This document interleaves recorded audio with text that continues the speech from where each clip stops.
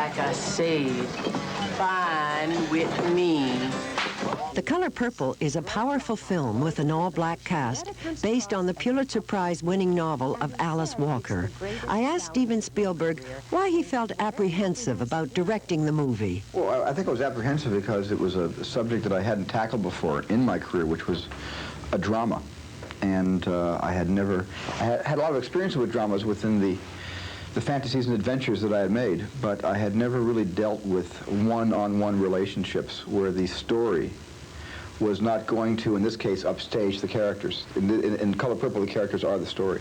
So I was a little apprehensive at first, yes. You could make any movie you want.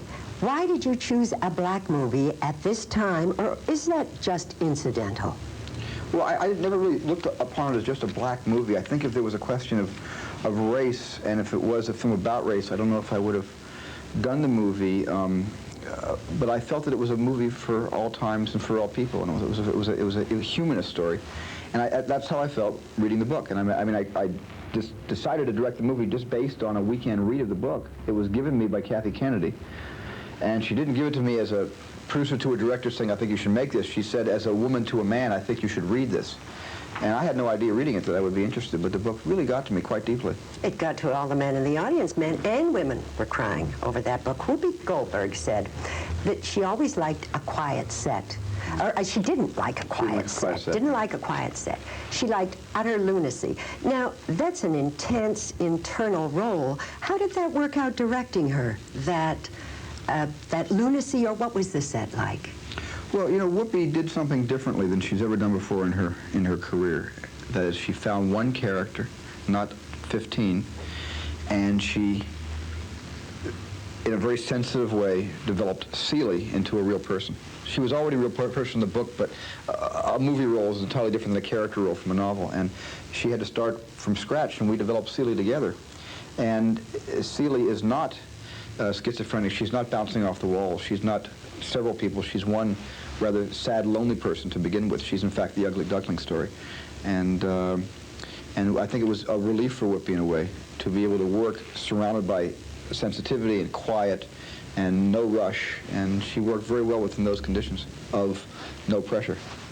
You also said that this was your most personal film.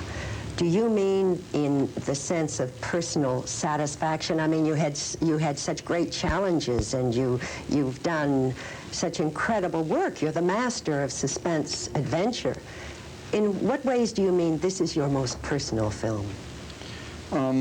Hitchcock's a master of suspense and adventure, I think. Well, but that's okay. Whatever you've done. I just had to slip that in real fast.